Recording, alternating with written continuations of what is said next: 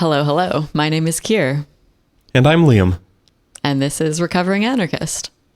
And today we're discussing Kier's latest essay, Why I Stopped Using They-Them Pronouns After 13 Years. Your first essay back after a pretty substantial hiatus. Yeah. I was away finishing the second draft of my memoir, which was a complete rewrite. So I'm very happy to not be doing that anymore. Yeah, I bet that seems like a long, laborious process.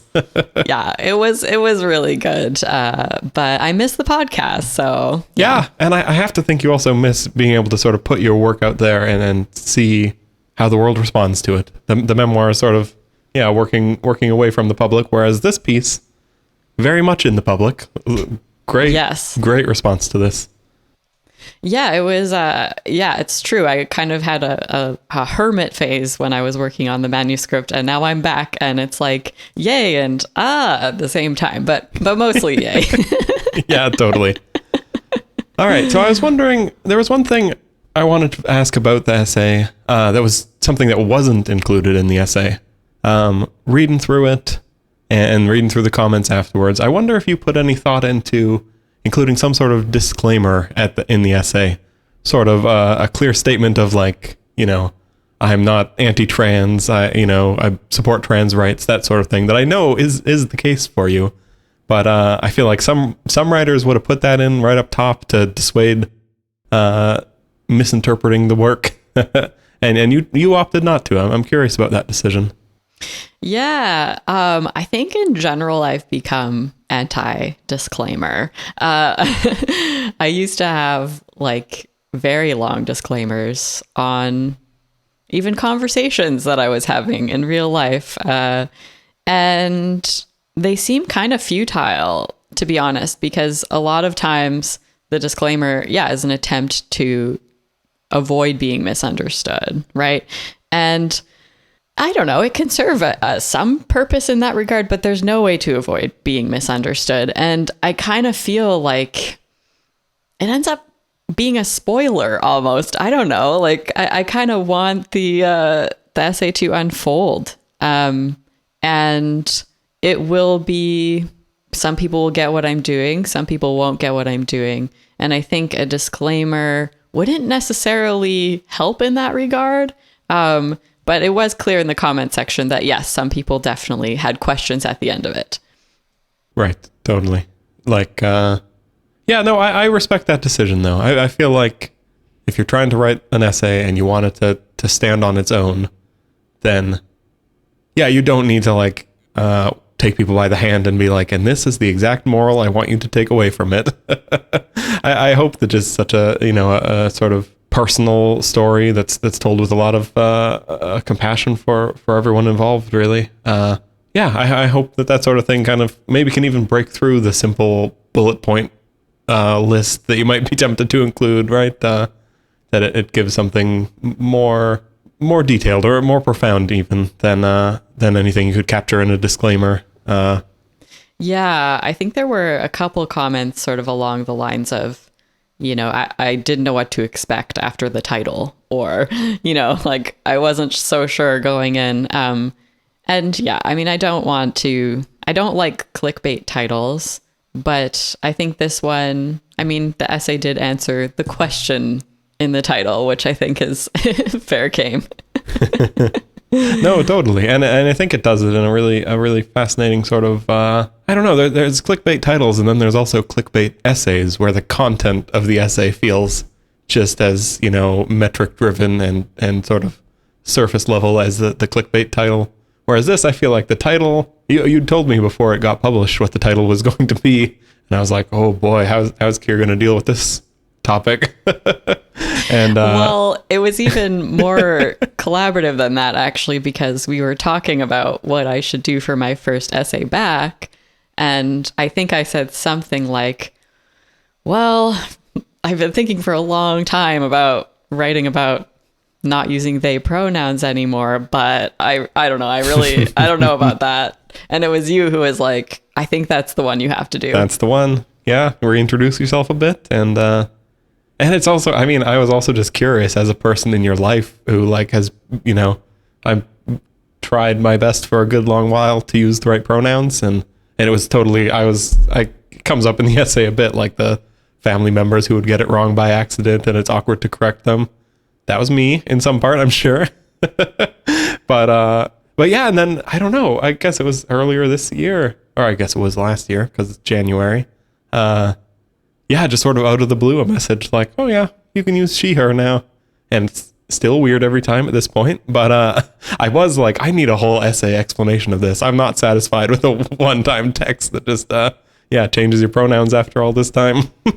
Yeah, no, that's fair. I was really nervous to write this, though, because I feel like because of, I don't know, identity is like such a huge part of this cultural moment that we're in, part of the culture wars, all of that even though the essay was going to be about me personally choosing my own pronouns, that people would read into it all sorts of things, maybe that I was insulting them or like taking away from how they identify or whatever, which happened less than I thought it was going to. I think most people understood, what I was up to. Yeah. I am curious about sort of how that feels, though, to have, because it is a story. The essay is pretty much like your personal journey. You're not making huge extrapolations about, everyone who's similar to you or everyone who shared that identity. But I'm curious sort of how, I feel like there's, on the left and right divide of the culture wars, there's a way that both sides could take it that might, I don't know, they don't really jive with it, I don't think. On the right, sort of, you have being an example of someone who's, used to use they, them, and doesn't anymore, sort of can fit into like a propaganda message or whatever that, trans people don't exist, or some very radical and I think we would both say wrong ideas about this sort of issue. And then on the left, though, you have a lot of people who are worried about that application of this sort of story and who, I don't know, follow that chain of thought along and decide that people shouldn't be sharing this kind of story because of how it can be used to hurt, marginalized communities and that sort of thing. But so there's all this politics around it, but at the center is just like your personal story and what your actual like lived experience has been. Yeah. So how do you work with all that? Yeah, totally. I would say like I don't want to be naive and be like, oh, it's just a personal story, or I don't want to like hide behind that, because it is happening in like the context of Trump just getting elected. Yeah, totally. And yeah, since you published it, becoming inaugurated and like passing or doing all these executive orders and whatnot about these very topics that I think have left a lot of people like reeling, sort of. It's got people, very, very worried. Yeah, totally. So it's, a lot of people, they're reading it in that context. That's what's on their mind right now. And yes, I very much get that. There's a couple things I'll say about that. Like, first of all, I don't feel like I was harmed by the various choices I made around gender care. And I think that that's clear in the essay. I mean, there's a couple like wacky things that happened, like ending up in the psych ward after skipping a dose of testosterone, which I don't recommend. I wouldn't say that like that was a fun time, but I don't feel like there were a bunch of like medical professionals that led me astray or like did wrong by me and like should have done something different for me. That's interesting. I want to dig into that just a bit more. So like from your perspective, is there sort of no point in your story that you wish there'd been like a regulation or the state stepping in in some way to like stop you going down a path that you went down, or Or is there somewhere you wish that the state or a doctor or someone had sort of nudged you in a different direction? In my case, no, because I was 25 years old and I support adult transition, period. I support publicly funded adult transition. So no, I think I was responsible for deciding what I said and what I didn't say to the doctor. And so no. However, if I were 14 when this had happened rather than 25, that would be a different question, which is part of why I do support the recommendations of the CAS review, which was, the controversial comment under my essay that I left. But I would also say, like, I don't feel dogmatic about that. And I feel like I probably do have like a softer position than the CAS review. But in general, I just feel like, when we're talking about kids under 18, some of the questions are different. But I actually had a public health researcher reach out to me after this essay, and we're going to hop on a call soon. And I'm excited to learn more. Like this whole newsletter is an experiment in thinking publicly, right? So I'm very open to changing my mind with new information. But I think like one question that really maybe gets at what you're saying about like, can this story kind of be used against trans care or not? I think like one thing I think a lot about is like the term detrans. It's really loaded. It's for some people it's like basically a dog whistle. Like if someone calls themselves that means that they are probably anti-trans healthcare now. And certainly I've read stories of people who do feel like they were very much harmed by the care that they received. And I'm not in that camp. So, I don't even really consider myself detrans for that reason. And I also I didn't get very far into the medicalization, right? Like the binding was one thing and being on testosterone for a bit. But yeah, it's such a loaded term. But then I don't know. I don't like euphemisms that are like a change in care plan, for example, could be a way to talk about someone who doesn't want to medically transition anymore or who wants to reverse it. And that is so vague that it's like, it doesn't really tell you much of anything. For me, I wonder, you're deeper into all this stuff than me. I don't know the terms very well. But I wonder how much of this pushback is sort of from the position of, well, we're going to wade into it here. I feel like the stuff around sexuality is very loaded, sort of, basically that it's not a choice, right? There's no decision anyone makes to be gay or straight, sort of. It's something that occurs naturally and doesn't change in someone, which sexuality they have. And maybe that's an outdated view. You can let me know. But I wonder sort of if that's the worry people have around detransitioners or people who used to use they, them, and now don't. It sort of lends credence to the idea that trans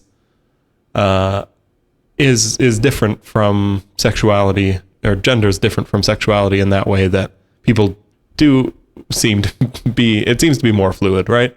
You are choosing to switch from using non-binary pronouns to binary pronouns again. So I feel like that's, I wonder if that's where the sort of fear of detransition comes from in the community. Yeah, I get that. Like, because I think some people do have this like really stable and enduring desire to transition that doesn't change, and those people are probably very frustrated when people imply that it is a phase or that it could change. But I also know a lot of other people like me that just really do seem to have a lot of fluidity. There's actually a great comment kind of on this idea of the phase by someone named Eris. Okay, Eris writes, born in 68, I barely knew that gay people existed, let alone know about gender dysphoria. I grew up in a very patriarchal family, the youngest of 3 and the only girl. I wanted to be a boy so badly, but I always knew I couldn't be. So I sanded off the edges of my femininity. My mother was exasperated, and it was a source of friction between us, especially my short hair. As I grew up, I realized my tomboyishness was a great filter for unwanted attention, and sometimes a great strategy for wanted attention. I had the enormous privilege of being a teenager in the 80s, when there was a strong cultural message that there was no right way to be a boy or a girl. It helped me through those difficult teen and early 20s years. I didn't know how lucky I was at the time. It all felt hellish. But that's just it, isn't it? It's hard for every generation.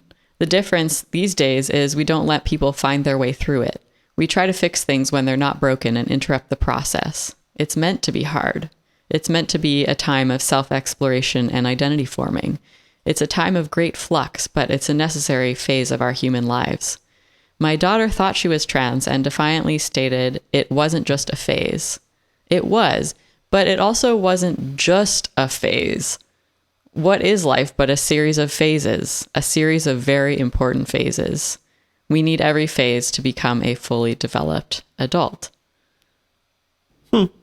I just like this idea that like something being temporary doesn't mean that it's not important.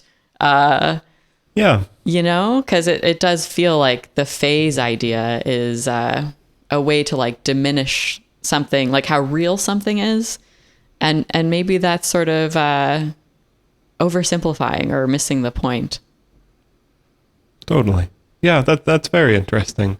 And I don't know, there's something funny too about how, I don't know, to go like a level deeper even, it feels like the part of the idea here is like to like reduce the importance of labels, or sort of like not categorize everything so strictly, right? Like, okay, this kid's a boy and he has to play with trucks and he has to like, I don't know, building things or whatever it might be, and sort of to like let it all be more fluid, right? Not in the strict like gender fluid sense, but just in the, worrying less about these sort of things way. But then at the same time, we've sort of like gone almost like looped back around where now it's like very important to choose your pronouns, right? And display them prominently and put yourself into a bucket, right? And it's either, here are your options and you have to follow the script sort of based on which options you choose. Mm-hmm. Well, this makes me think of a friend once who asked me, like, she was going into the tech industry and asked about maybe putting they pronouns on a resume, to kind of, I guess, like, she didn't want to be sort of discriminated against for being female, and she didn't want to, I don't know, like deal with all the baggage of that.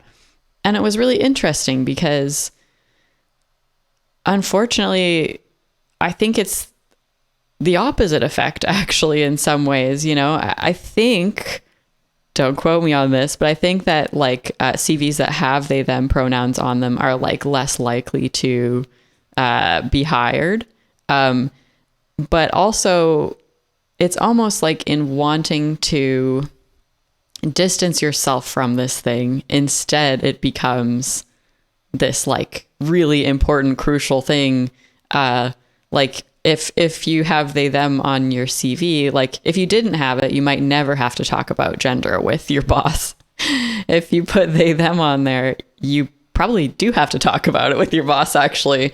And I definitely got pulled into a couple meetings in various settings. And the point was to like, respect my pronouns and kind of have some teachable moments with the other people in the meetings around it. But it never worked, first of all. Like the people that would be in those meetings would not go on to use my pronouns properly. And not because they were terrible people, but just because it was so far outside of like their life experience. And I was the only person they'd ever met like this. that it just wasn't going to happen. So I think that's part of the tension, right? Like I used to feel that using they them was like creating this space for people to be free of gender or outside of it or beyond it. And I think some people do experience it that way, but I didn't after a while. Like I kind of, right. Maybe at the start, but it faded. I guess maybe as the contexts you were living in changed, maybe like maybe when you sort of changed your pronouns, you were very much surrounded by other people who knew what pronouns were. And then life went on and you started being surrounded by other people who hadn't given it much thought. Yeah, I definitely think that was part of it. Like I thought year over year it would get easier to use they them pronouns, and I was doing my part to educate people. But that never really happened.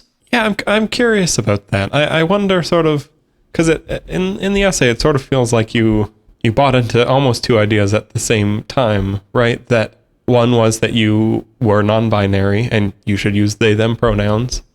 And the other almost being that like this whole pronoun thing was going to catch on like broadly, and that it would be like the right thing for it to catch on, almost like it was a new like a new human right, sort of a next step in the great chain of human progress almost.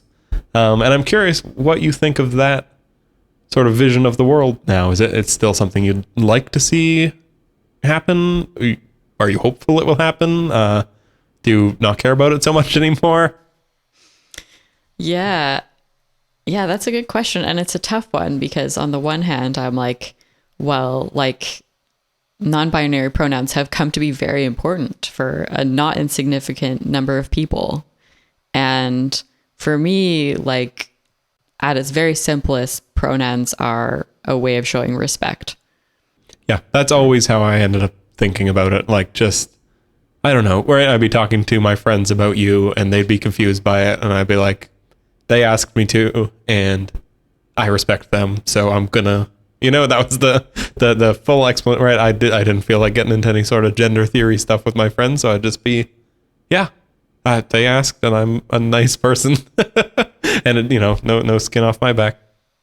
Yeah, totally. And I totally still feel that way. Like, and I think people like, because it's become a culture war thing, people treat pronouns as like, oh, like if you use preferred pronouns, like it's a slippery slope or whatever.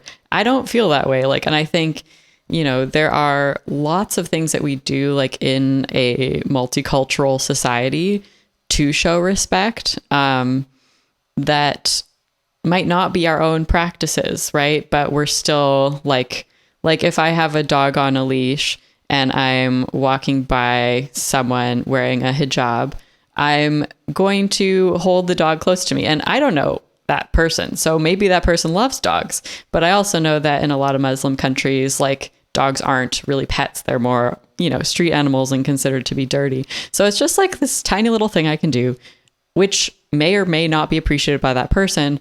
But it's a very small gesture to try and make that person's day a little better. Yeah.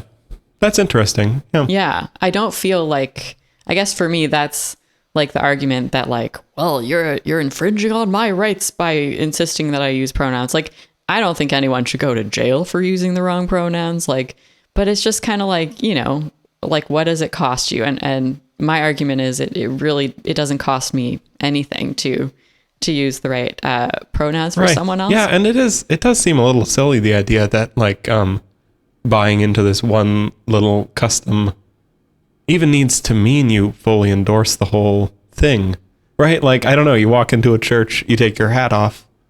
That doesn't mean you agree Jesus is the savior or whatever. Or like a synagogue and you got to put a hat on. Doesn't mean you agree with all that stuff.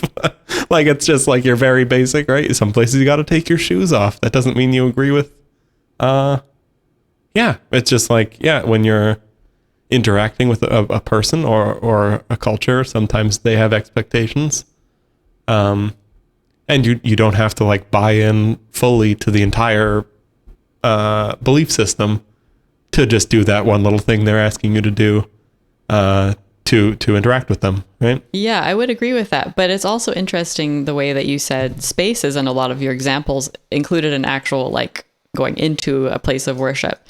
And so that is part, like one of the things I got into the essay was, are they them pronouns like subcultural? Like, is this something that we do for each other in queer spaces? And is that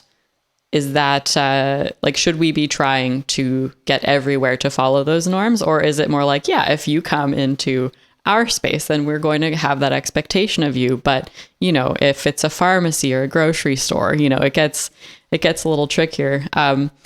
Yeah, I thought that line really like stuck with me, and I ended up thinking about it a ton just because it is it's like a counterexample of, I feel like most like subcultural language, almost the idea of it is to separate the subculture from the rest of culture, right? Like, I don't know why I keep thinking of like surfers, but like they have all their slang, right? Like gnarly or whatever. And it's like, well, in normal society, gnarly means bad, but us surfers, we're going to use gnarly and it means good. And that's like a way we can signal to each other that we're part of the same subculture, right? And it's a way of expressing that our subculture, we don't want to be part of the main culture. We're off doing our own thing.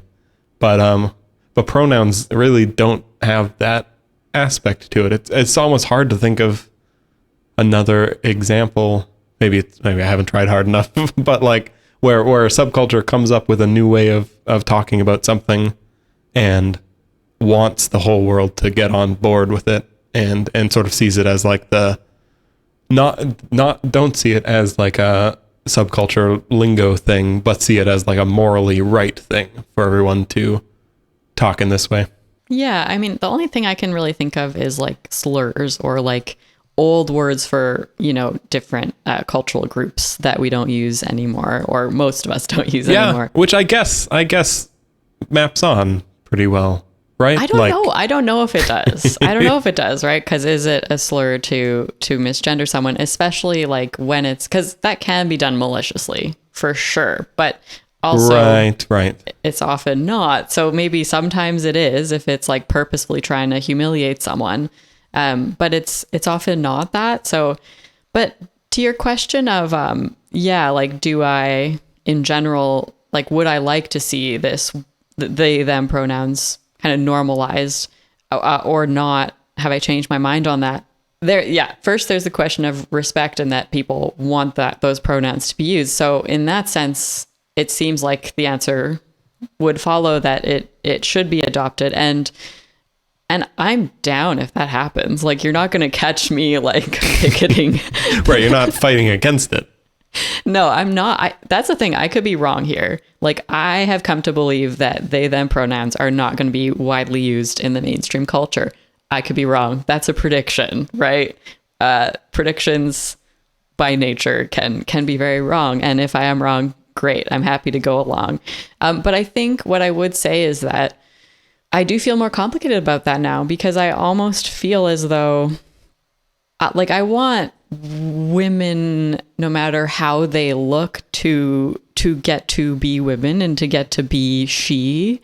And same for men. Like it's almost like at this point in my life, like I guess I'm more interested in trying to like push at the edges of what she is allowed to be. And like, you know, like when I shaved my head for my Sinead O'Connor costume, right? Like that didn't change my gender. And so, and I think about that with like, you know, when I realized I really couldn't physically transition for a variety of reasons, I really did kind of take strength in these like butch women of the past who like were women and always called themselves women and also were very masculine, you know? And I think like one of the ideas that I find frustrating sometimes in like the queer and trans world is the idea that like everybody who's not trans is some sort of like walking gender stereotype, you know? Sure. And it's like, we know that's not true. Like, I don't know if anyone else plays this game, but when I'm in a rural place, sometimes you can play like rural or gay. With women, right? You're like, you know, you got short hair, big old plaid jacket, you know, work boots. Right. Yeah. In the city, that would mean something. Yeah. And exactly. In the city, that means something different than it does if you're like in a place where a lot of people do outdoor labor and, you know, homesteading and everything. So I do feel like, you know, I think it's great that kids, like, there's more people for them to look to now who are gender nonconforming or are trans and all of that. But I think a piece of that should be people like me who like are both gender nonconforming and also not trans, you know? And I think like that's for the few number of people who really did feel angry at what I wrote. You know, I think it's because they're seeing me as trying to like represent more than I want to, or to say like, this is the way to go about it rather than that way. This is the path, not this is a path I took. Yeah, exactly. And I get that, but I would also say to that person, like, try not taking everything so personally, you know? And I'm not even trying to be a jerk by saying that, but it's like, I used to take everything so personally and it sucked. So like, you don't have to. You can look at someone else who is doing things super different from you and not find it to be a threat to your way of life. Totally. Yeah. All of what you've said has just put this like Venn diagram in my brain where there's like two circles and it's like men's stuff and women's stuff. And I feel like your theory of how the future could go is like, just make the circles as big and as overlapping as possible, where it's like, you know, men's stuff and women's stuff can be, you know, whatever the individual men and women want it to be. Yeah, very interesting.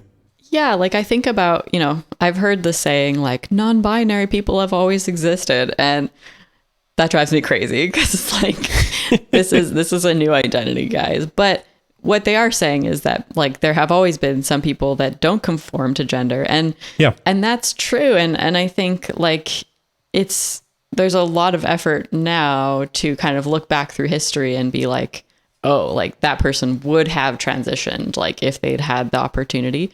And that totally may or may not be the case for anybody, right? Like David Bowie, I think, was like pretty solidly a man who was very like flamboyant and fabulous. And so, yeah, I guess maybe I just have like an 80s, like an 80s sensibility about this now. Yeah, it's all solved by glam rock. That's what you're saying, right? Yes, exactly. But you still won't catch me wearing leg warmers. Sorry, folks.